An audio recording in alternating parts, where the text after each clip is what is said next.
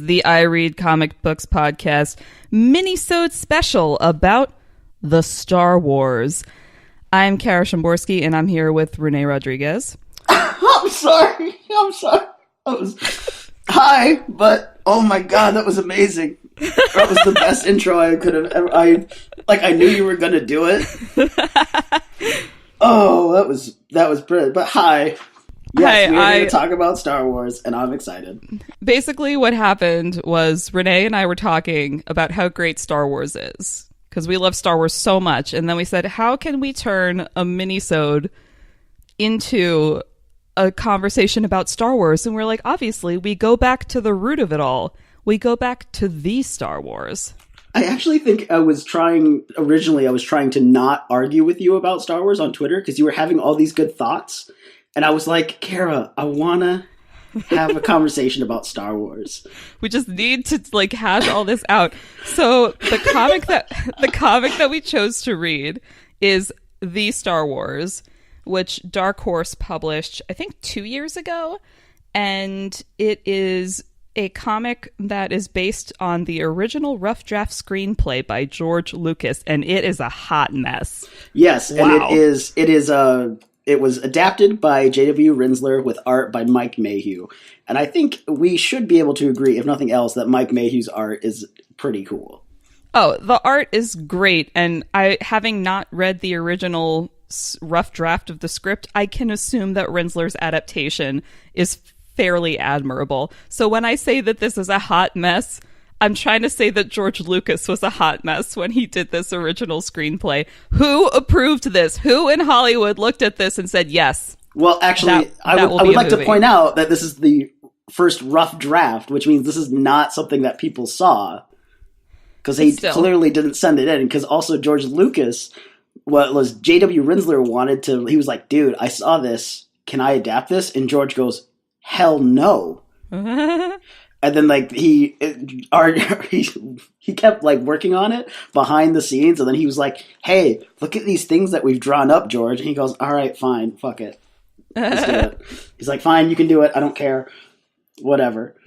So the fascinating thing about the Star Wars is it's I started reading this, and within the first page, it was just being in this weird parallel universe. This is a path that Star Wars could have taken and mercifully didn't.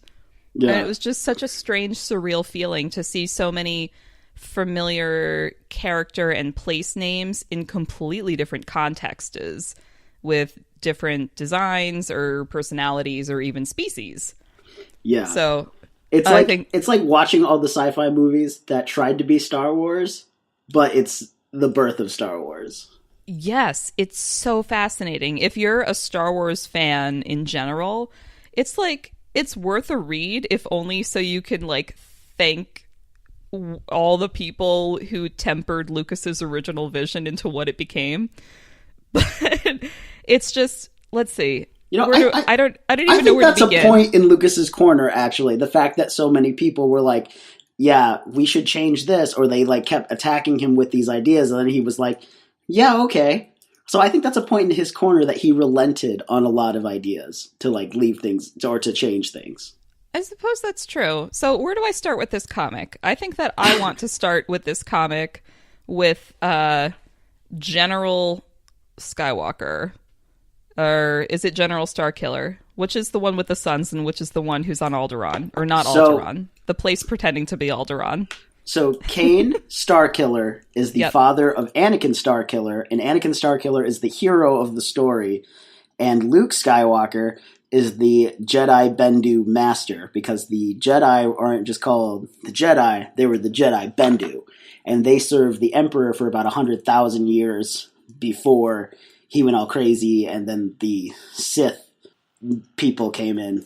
So let's do a super brief overview for people who cannot or refuse to read this, which I sympathize with you. Super brief overview. The Star Wars is essentially the plot of A New Hope immediately followed by parts of The Last Jedi, except someone rewrote all of the characters and added a bunch of new ones, and some of the planets are different. That's like basically what is happening. Okay, I was like, I've seen all of that, and I didn't even track that. What? Yeah, because, okay, so it starts with... It's episode 4 twice. Yeah, but sort of. But everyone's different. Like, right, everyone's different. There's additional characters. Vader Han Solo's an alien. The droids talk. Yeah, R2-D2 talks and is, like, kind of lame. Chewbacca shows up, like, in the last, like, eighth of the comic. Well, that's why I'm saying it's kind of like Return of the Jedi, because that's totally the Ewok thing. You didn't say Return of the Jedi. You said Last Jedi. Oh, my God. That's why I was so lost. I meant Return of the Jedi. I'm so sorry. This is original trilogy. There's nothing in the new trilogy speaks to this book. Okay, because I was like, what? Where are you going with this? Oh, my God. I'm so sorry. You're so right. Okay, yes. Return of the Jedi. Too many Jedi. I just want that on record that Kara said that I was right, because that'll probably be the only time that this will ever happen in the history of ever. Accurate. So marking it at 6:29.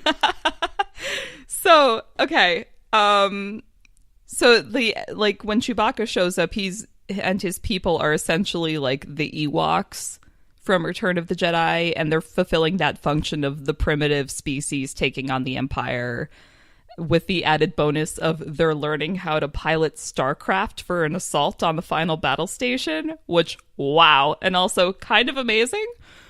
Han Solo isn't, I don't know if we said this, he's an alien and he used to hunt Wookiees. Yes, we should emphasize the alienness. He looks kind of like Swamp Thing without the swamp bits. Oh, I kind of thought he was like the original like lizard from Spider-Man. Kind of, yeah. But, I see the Swamp Thing, especially because of the red eyes. Yeah, that's definitely more accurate. Totally got a Swamp Thing vibe. So let's see, where to begin? I want to begin with General Luke Skywalker of the Jedi Bendu, looking like a hot version of George Lucas and making me feel very uncomfortable. Like, whoa. That's just like, I couldn't deal with that whole concept. Every time he was on a panel, I just could not. I never saw that until just now. It's totally like hot George Lucas. He's still got George Lucas. It's hot George Lucas. He's got the white hair. He's got the beard. He's got the crown thing. It's just like he's just D-lined. Oh God.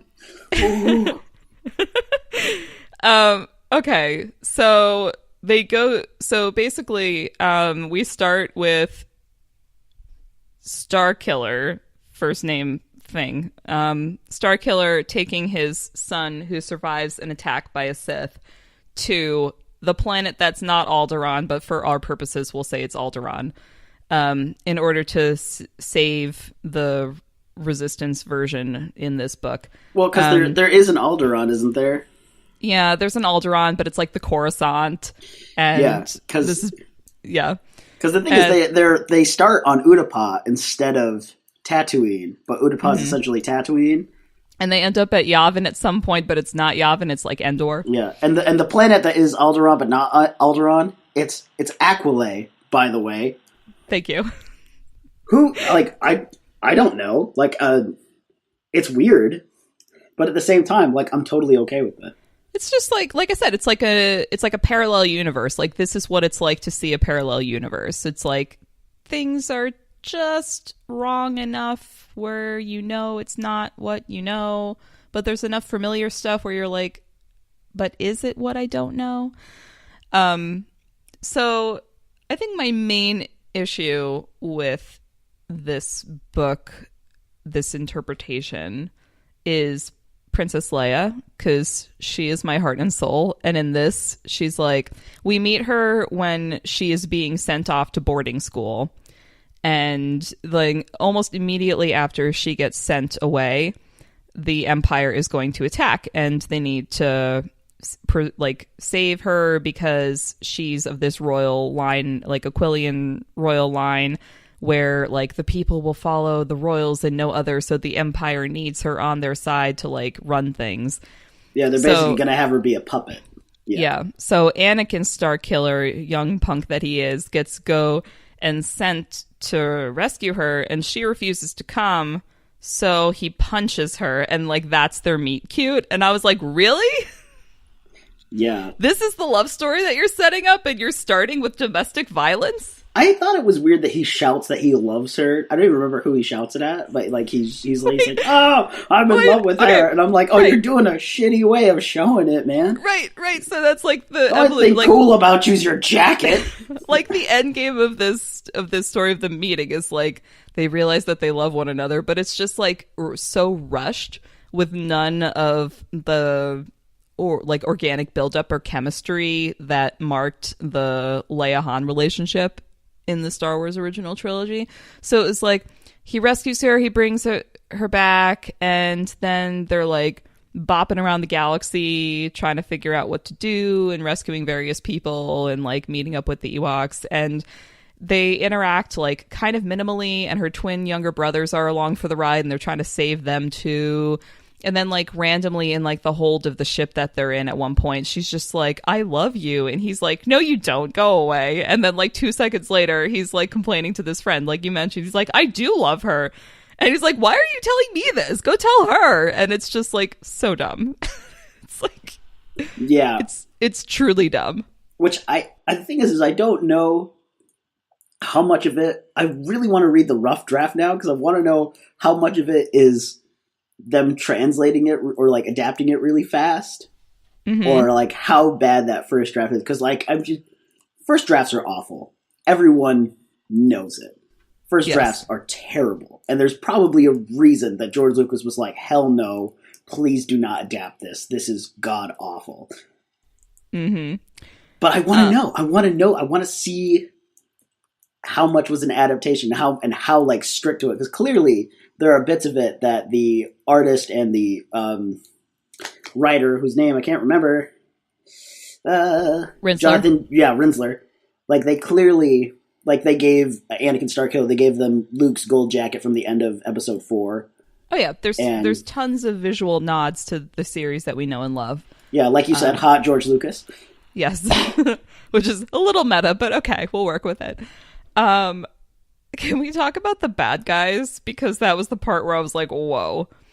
So the Emperor in this, you meet him like right away, and he's just like average politician who just happens to be the Emperor, I guess. Yeah. And Vader is some dude with a fade and like one eye, and you could totally see his whole face, and he's got like no narrative significance. And it's like kind of sad. He's just the Sith guy, because they also gave the whole like his father is a robot thing. They gave that to Kane's Starkiller. And then there's Prince Valorum, who's a Sith.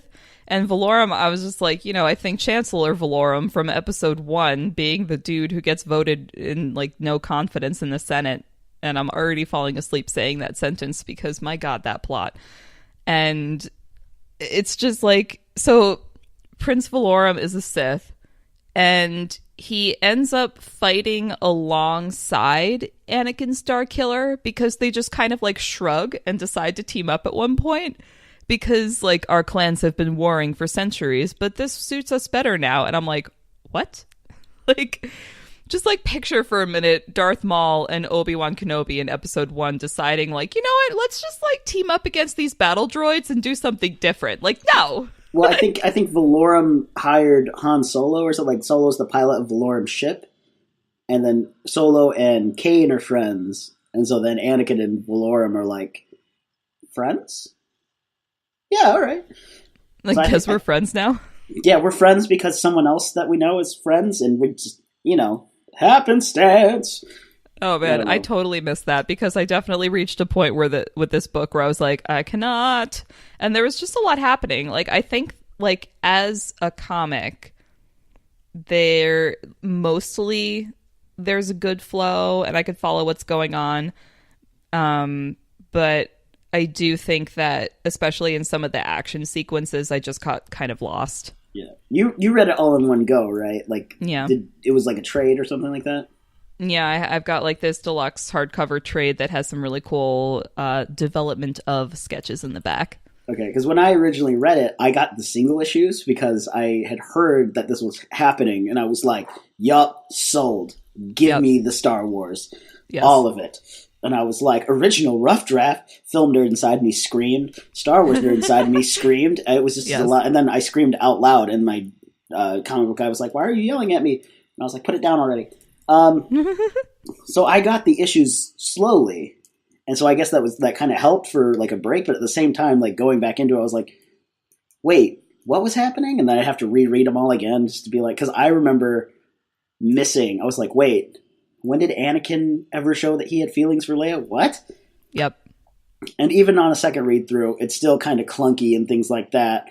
And but at the same time, like it's adapted off of a rough draft, so I kind of accept that. I accepted that the story is not going to be great. Yeah. But like you said, it's really interesting to see like it's a different dimension. Like I almost imagine it's kind of what reading Steel Ball Run is going to be like for manga fans who read JoJo's Bizarre Adventure, because they actually do a dimension shift in that. But I just realized that Kara will have no idea what I'm talking about. But it's weird. Actual dimension shift in a story, and I imagine that's what that's like for this.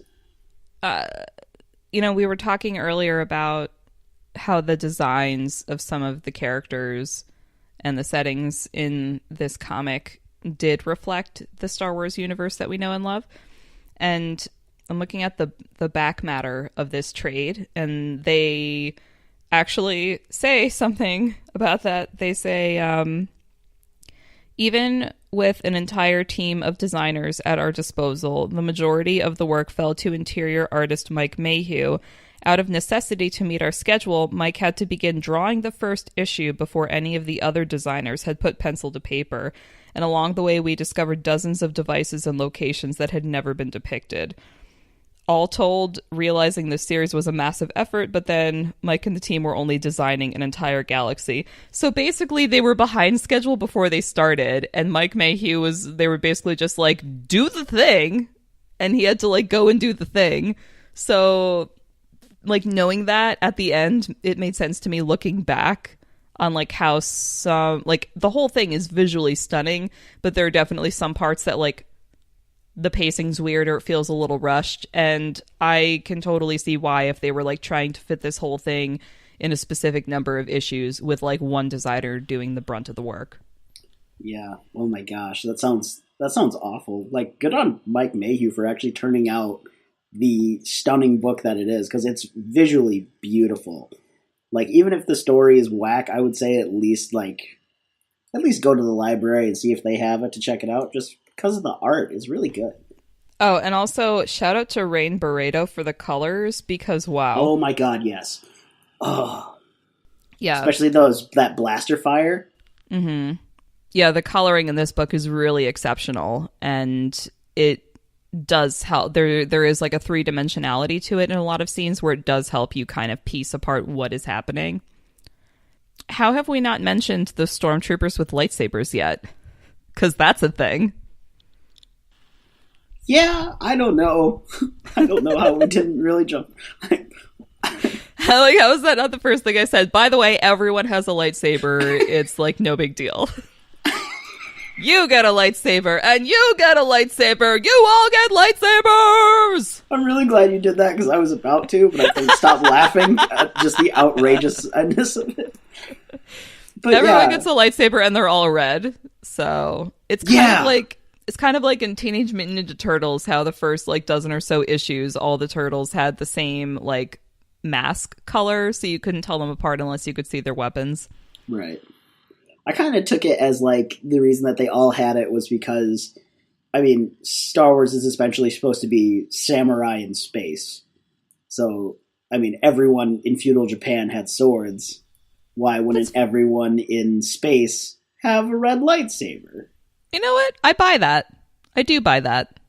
I'm glad they kind of like made it more Jedi-centric in the films, just in terms of like it being an easy visual marker and they're supposedly films for children. But I do also like how in the more recent films they got more into like anyone can hold a lightsaber, but you kind of need the Force to like not chop your own arm off while you're doing it. Right. Yeah, that's a thing. So yeah, I don't know. The lightsaber thing gets into a weird conversation with me about the lightsabers because I have so many questions. Although I did appreciate the fact that in The Last Jedi they showed the use of Kylo's stupid hilt thing. Yes, right. Like he stabbed someone in the eye, and I was like, I actually clapped in the theater. I was like, all right, I'll give you that. Good for you. You done prove it. Although, Kylo, bro, use 2 hands. He's throwing that thing around like a claymore, but he's doing it one-handed. Use both hands, and you're going to have an easier time.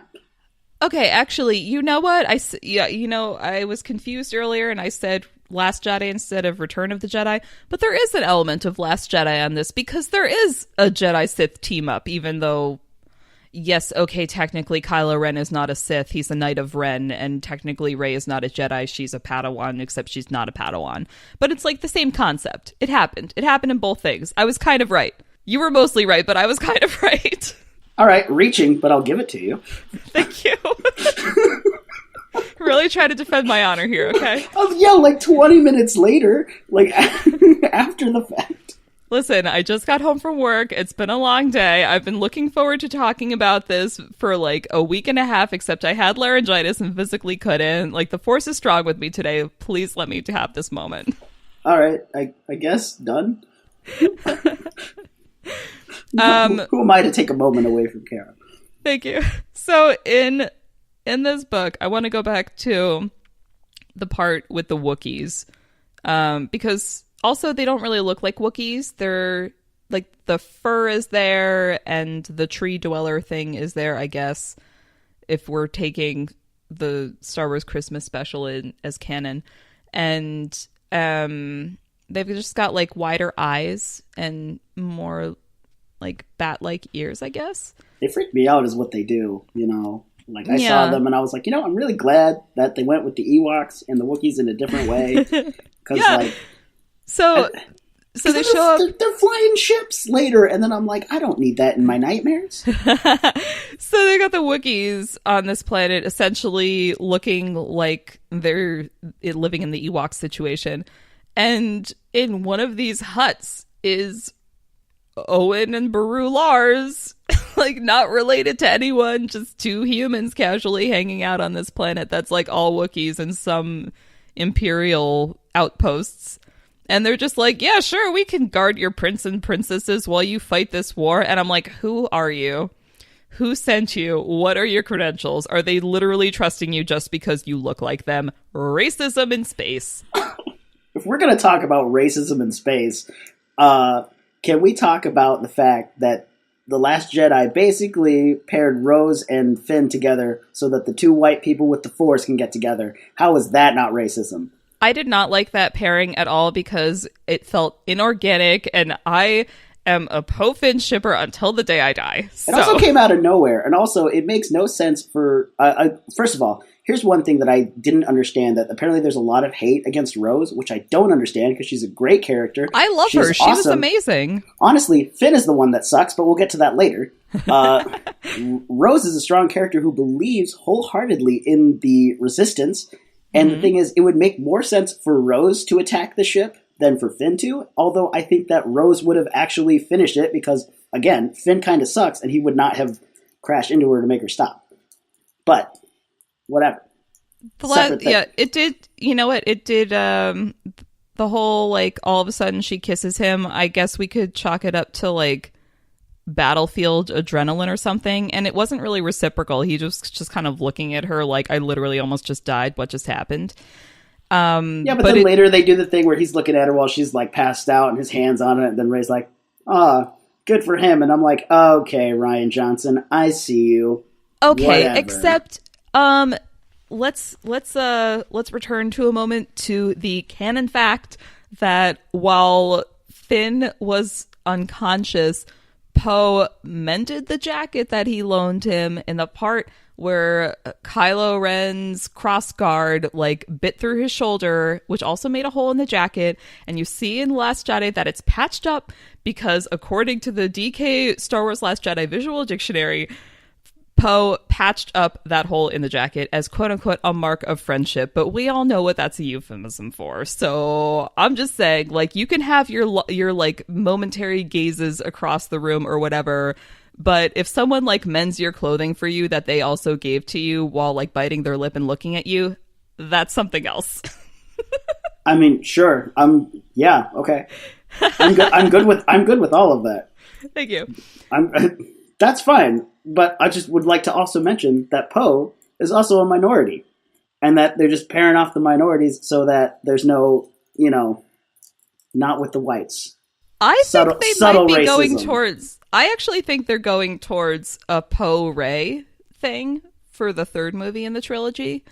Because that would be weird. That would make no sense. They just met. I know. They just met, but they like had that like... Their like meet cute was just like basic and cute, and I assume that they're gonna make the third movie set like a few months or a year later, as like a barrier to kind of give them room to grow the Resistance a little bit more again. I honestly have no expectations for the third movie. I'm gonna see it, and I'm going into it with the same feeling that I had with The Last Jedi, where I'm not expecting anything. And really all I want is to not be mad when I walk out. And it worked with The Last Jedi, so I hope it works with whatever's coming next. I just love Star Wars so much that I'll see anything, read anything that they make about it. Like I literally just finished listening to the Phasma audiobook today. And I have so many thoughts. But I wanted more Phasma. I wanted so much more, and I got so little in The Last Jedi that it got to the point where Finn and Phasma's fight was happening, and I was like, I feel like there should be this great big tension and this really hyped up moment that I should be feeling, and I'm not feeling it for some reason. So having just listened to the audiobook, they go into her backstory and they basically like hammer home a lot the whole she's out for her own gain, she'll do anything to like survive, she'll kill anyone to advance. She's a ruthless person who turns stormtroopers into killers. She's in charge of like the teen training program essentially. Okay. So there should have been, you're right, there should have been that moment where Finn, even if it was just like a moment where he talks about like them programming him to be a killer and it's like all Phasma's doing, and that would have given that confrontation a little more weight. But this book about her basically goes into like how much of a badass she is and how she's taken down like everyone. She even murdered Armitage Hux's dad, who used to run the program. And then she like falls down a hole and dies in the grand tradition of all Star Wars villains who fall down a big hole and die. I mean, except for Darth Maul, because they brought him back, but that's in the Clone Wars, so... Yeah. Here's the thing, though, and this is really funny that you brought up Armitage Hux, because where did we learn his first name? Not in the movies. Not in the movies. And Domhnall Gleeson admitted in an interview that an interviewer had to tell him what his first name was. He didn't know. He was like, surely someone should be telling me that. And I was like, there you go. There you go. That's my whole problem with the new movies, in a nutshell. There was stuff in the original trilogy that, like, I didn't know unless I looked it up. Like, basically all the background characters didn't really have names unless you saw the action figure trading card or something like that. But you're right, like a speaking character with that many lines. Well, you didn't know Tarkin's first name unless you read books about him, and then you find out it's Wilhuff, and you're like, well... That's the thing I now know. Also, I did not know that until just now. I read the Tarkin novel that they came out with a couple of years ago. Is Mon Mothma's first name not Mon? I think Mon Mothma is her full name. I'm pretty sure. Like, I had the original trilogy visual dictionary growing up, and her name as of that point was definitely Mon Mothma. So if they've added to that since Disney acquired it, I have no idea. I don't know. I don't know. I know we're on for a really weird ride, and I'm gonna see some of it. I'm not gonna see all of it. Like, I didn't see Rogue One. I'm not gonna see Solo. But Rogue One was really good. That's what I've heard. But it's really good. I think you'd like it. See, everyone says that. Everyone says, "Oh, you'll really like this," and then I never like what they tell me. Ever. You're really gonna hate it, Rene. You should go hate watch it. And Here's the thing, though, is that I literally, someone asked me, like, they're like, "Oh, do you know what it's about?" And I told them the entire movie, and they were like, "Oh, so you have seen it?" And I said, "No, I could just tell you exactly what happens." So, I mean, that was the whole reason that I didn't want to see it. I have no doubt that it's good. And actually, Zander is going to be really mad editing this because we've had this conversation so many times and he gets really angry about it. Because I'm like, oh, I know what happens. It doesn't interest me to watch it. Not that I doubt that it's bad. It doesn't interest me. And I'm like, eh. Oh, see, with stories, I really love the journey. Like, even if I know the ending, which with Rogue One, if you've seen the Star Wars original trilogy, you know how Rogue One ends. But for me, it's about the journey and the characters. And if the characters are interesting, I'm into it, which is why I have always loved Star Wars, is because the characters have always been so compelling. And Rogue One had really compelling characters for me. And I think I cried like at one point, but mostly I was just like getting like shivers and goosebumps and stuff. Right, yeah, and that's what Xander's argument as well. And the thing is, and he's right, because I like Harry Potter because of the characters, because I honestly think the plot is kind of eh. But I love J.K. Rowling's writing, I love the characters and all that, and that's my reason for reading the books, and I totally get that. And it's just literally that I for whatever reason, I have no interest to watch Rogue One. So unless like a bunch of my friends invite me over somewhere, and then they're like, hey, we're watching Rogue One, that's probably the only way I'm going to see it, which is actually, ironically, the only way I saw Across the Universe. And whoa, that movie sucks. Ugh. But that's a conversation for another time. We should probably get back to this comic, though. No, I was just looking at some of the art in the back from the development sketches, and I didn't even realize that there were hover tanks at one point, and so they designed like multiple versions of this hover tank and like loosely based it off of the hover tanks that we saw in Star Wars Episode 1 that the Trade Federation used on Naboo. And they kind of make it clear in this back matter for the Star Wars trade that the hover tanks are like a canon part of the original screenplay. So that's a part from this comic that ended up in the prequels. That's cool. Also, Valorum. Yes, Valorum, you are correct. And I guess Anakin. Oh, also, we haven't mentioned, they spell his name differently. Oh, yeah, it's like Annikin. Yeah. Like it's just different. It's like it's just different. Yeah. Oh, he has a man bun, like a half-up man bun. So it's like, I don't know. And I don't know why, like, Qui-Gon Jinn having his hair half up in like a ponytail half up is fine, but like the man bun half up offends me. But the man bun half up offends me. Well, Qui-Gon Jinn's played by Liam Neeson, and Anakin Starkiller is a little jerk. You know what? That's fair. Liam Neeson does lend a certain level of gravitas to any role that he's in, even if it is eccentric Jedi who makes horrible life decisions about small children. Right. My mom even says that her favorite Star Wars is Episode 1 because she likes Liam Neeson. Yeah, you know what? That's fair. That's fine. She can't remember Qui-Gon's name, so she always thinks Liam Neeson is Obi-Wan, which is really funny. My mom's a hoot and a half, so it's always fun to watch her watch Star Wars. In terms of character, it should have been that way. It would have made much more sense to have Obi-Wan be the reckless rule breaker and Qui-Gon Jinn be the rule follower who dies prematurely before he can train Anakin, leaving Obi-Wan saddled with this burden that he's clearly not equipped to handle. It would have made more sense if he was Obi-Wan. I don't know. I kind of disagree there. I kind of think that it flows naturally because Anakin's already set in his ways at like 10 years old, and then also he's kind of also grows up in this belief that he is the chosen one, and people treat him as that, and especially since he's accepted to be trained as a Jedi so late, they're going to talk about it around him, so he's going to be like, yeah, why can't I break the rules? And Obi-Wan's going to be like, no, no, no, no, you got to keep dragging it back here. And he's going to be like, dude, I'm going to do what I want. I'm the chosen one.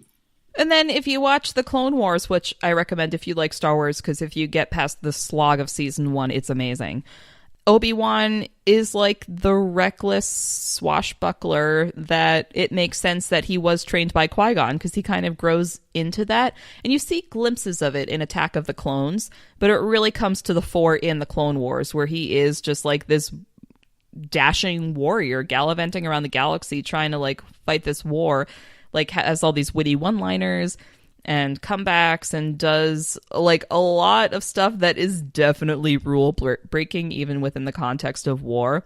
So it makes sense, like in that context, looking at the lineage of like Qui-Gon Jinn to Obi-Wan to Anakin, and then Anakin to Ahsoka, who also like breaks the rules and has a rebellious streak. And I don't know, I just think of it like sorority families. Like it's the same thing. You kind of like end up with girls in the same traits in the same family, and it's like the same thing with Jedi training lineages, I think. Sure. I will pretend that I understand that. This makes sense to me, okay? I mean, I'm sure that it makes sense. I have no doubt that it makes sense, but you brought up sororities, and I'm like, I don't know how those function. I knew people in sororities. I was not anywhere near understanding them, though. Okay, so if you're in a sorority or fraternity, you're like subdivided into like families within that organization, and like mafia families. Yeah, and you have like a big sister or big brother who like chooses you to be in their family, and it's like Silicon Valley hiring practices. People want to work with people who are like them, so you end up getting people with the same traits in the same families. And I think it's the same thing with the Jedi. Like as a Jedi master, as a Jedi or a Jedi Knight wanting to become a Jedi master, you're picking your Padawan. So you're going to, in general, pick a Padawan that you see some of yourself in. So your lineage of Jedi training is going to have similar characteristics going down that line. So 2 thoughts. I mean, 1, that kind of makes sense because Count Dooku was Qui-Gon's master, and Dooku eventually breaks away from the Jedi Code. And Qui-Gon was the master that should have been on the council, but because he was so zazzy, we'll say, he wasn't. And then, like, Obi-Wan's kind of, like, both in and out there, but they're like, oh, we'll let it pass because there's a war. And then there's Anakin, the chosen one, who is the ultimate rule breaker / major murderer guy. And then he trains Ahsoka, who, spoilers for the Clone Wars, I'm sorry, for the people who didn't see it, but it's like 10 years old at this point. She leaves the Jedi Order because she finds out about some weird crap that they're doing, and like runs off to hide in space for a while before, spoilers, resurfacing in Star Wars Rebels, which is currently airing. Yeah. Also, second thing, this has nothing to do with Star Wars, but I don't understand why there isn't a mafia movie about sororities now. If it's all about these families type thing. That would be awesome. I mean, maybe throw some lightsabers in there. Make it Star Wars. I'm all about it. Somewhere there's a porn director listening to you and writing down thoughts for his next blockbuster. I really hope not. That would be super creepy. Yeah, maybe I should put the blockers back up on my Twitter. Where were we? Jedi. Yeah, so in this comic, like you said, they're the Jedi Bantu, and they are clearly more warriors than the warrior monk thing that we end up getting in the movies. I kind of saw them as like bike cops. Yeah, they're definitely more like overtly warlike in this like more original rough version of what eventually became Star Wars. And it like kind of works, but it also is just so generic. I keep going back to what you said earlier about this being kind of like every movie that tried to be Star Wars but failed miserably for various reasons. This original Jedi concept feels like one of those things. Like there's just not that thing that's going to set it apart from everything else that's on the market. No, I agree 100% with that, especially since because the Jedi, they're like extinct at this point, and it's clear that they were warriors, and they were kind of like the Yojimbo to a daimyo in feudal Japan. They were warriors. They were there to protect and to go kill his enemies, whereas what they eventually end up being, at least in the prequels, is they're kind of like space cops, except that they don't always pull out their lightsabers, supposedly. It's like almost to the Green Lantern Corps concept, but more religious, depending on, I guess, which film you're watching. Buddhist Green Lantern. Green Lanterns with Jesus. And it's I think it's definitely more Buddhist than Jesus. No, I know, you're right. I just thought it would be funnier sounding if I put with Jesus at the end. Aww. And it's just different. I don't know. The warrior thing is just generic, but you did see that in the Clone Wars. You know what? They did mention clones in this comic. Yeah. That was like it was like a one-line thing. They mentioned clones as being, I think, part of the economy of Aquila. Yeah. And that was like the one mention of it. And it kind of it just shows how you can be so close to something working. And obviously we have 40 years of retrospect to work with here, but that one line mention of clones was like, it was like, oh, like a minute of, okay, interesting. And there was that one line about clones in A New Hope where Leia goes, General Kenobi, years ago you served my father in the Clone Wars. But I feel like the Clone Wars as a concept is way more world building than, oh, clones are a part of the Aquilan economy. Yeah, I think it's really interesting to see that, like, how many things that he originally came up with and how they evolved, but also how many things he kept. Because, like, I don't know. Have you watched any of the films with a commentary or watched the behind the scenes? Oh, not in like a decade. So please enlighten me.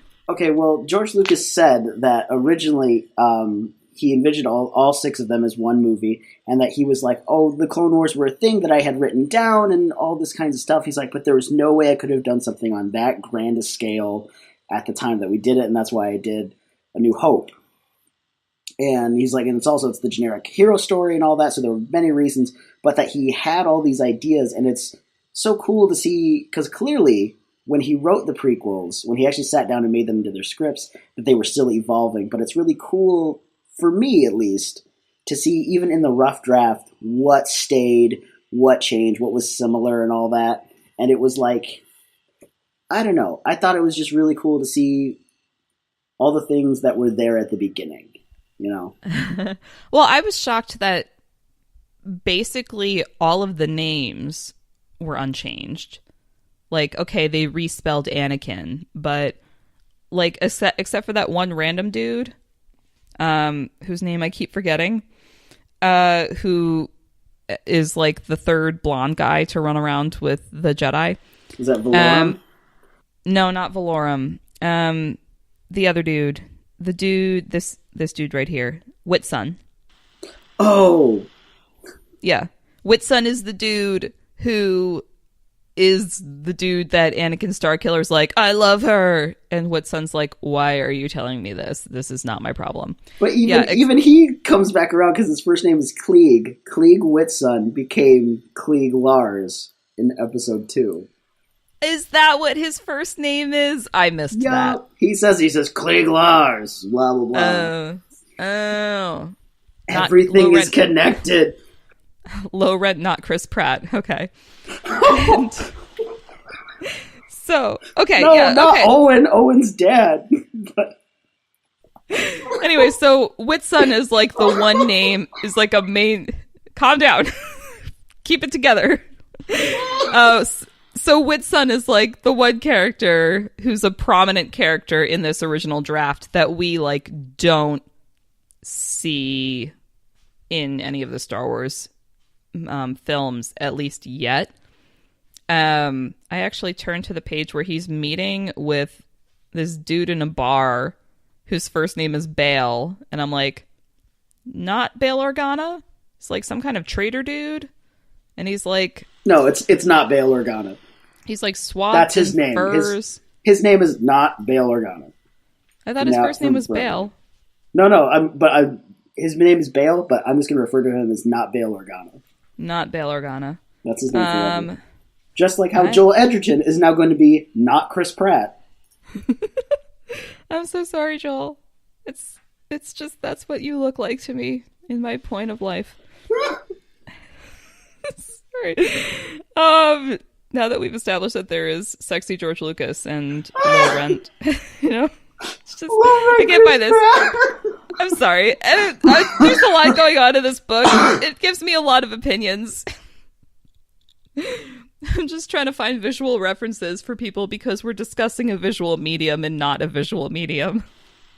Someone's going to get this book and just be like, what the hell are they talking about? I'm so sorry, everyone. We really just wanted an excuse to talk to you about Star Wars. Like, a lot. Actually, you guys weren't even involved. I really just wanted to talk to Kara about Star Wars, and this is my excuse. Just needed a public forum so we could discuss this. Please tweet at us with your responses. For real, though, I will take all of them. Even if they're to bash me about refusing to watch Rogue One, I'll take it all. Bring it. Rene, what's your Twitter handle so people can join this conversation with us? Rodriguer29. And if you would like to see all of my problems with The Last Jedi or all of the new Star Wars movies, there's a link in my blog somewhere on my Twitter that leads to that link. And you know what? Comment on it. I would love to fight with you. For real. I'm at Karazam on Twitter. That's Karazam.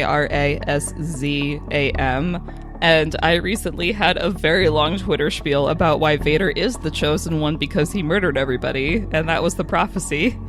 And and I blog about Riverdale weekly, and I usually post about that on my Twitter, and the link to my Medium account is on my Twitter also.